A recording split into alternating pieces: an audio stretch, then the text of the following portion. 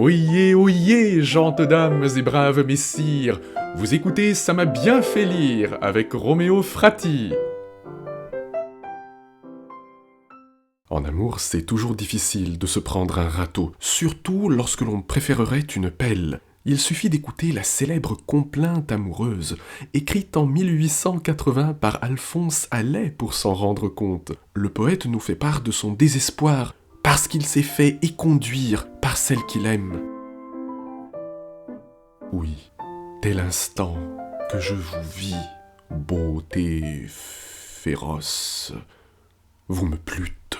De l'amour, quand vos yeux, je prie, sur le champ, vous vous aperçûtes, mais de quel air froid vous reçûtes tous les soins que pour vous je prie. Combien de soupirs je rendis, de quelle cruauté vous fûtes, et quel profond dédain vous eûtes pour les vœux que je vous offris. En vain, je priais, je gémis, dans votre dureté, vous sûtes mépriser tout ce que je fis, même un jour, je vous écrivis un billet tendre que vous lûtes, et je ne sais comment vous pûtes de sang-froid voir ce que je mis. Ah, fallait-il que vous me plussiez, qu'ingénument je vous le disse, qu'avec orgueil vous vous tussiez, fallait-il que je vous aimasse, que vous me désespérassiez, et qu'en vain je m'opiniâtrasse, et que je vous idolâtrasse, pour que vous m'assassinassiez.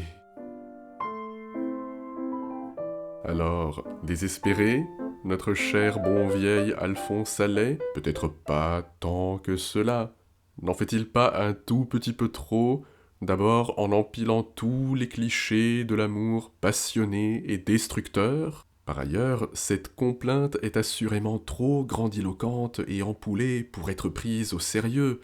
Alphonse Allais use et abuse des passés simples ainsi que des imparfaits du subjonctif pour tourner en ridicule un conformisme esthétique qui veut que la poésie amoureuse, surtout celle de l'exaltation et de la douleur, soit toujours grave, sublime et raffinée. Dites-vous bien que déjà au XIXe siècle, l'imparfait du subjonctif faisait vieillot et était synonyme de littérature pédante, maniérée, sans oublier certains verbes au passé simple qui nous font toujours sourire, notamment le verbe pouvoir.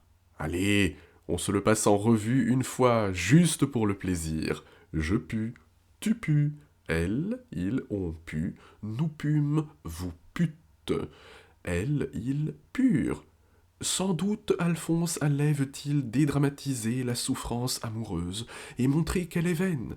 Mais cette accumulation à outrance des passés simples et des imparfaits du subjonctif ne suggère-t-elle pas également que l'amour n'est peut-être pas si simple, qu'il n'est pas parfait, et qu'il reste subjectif?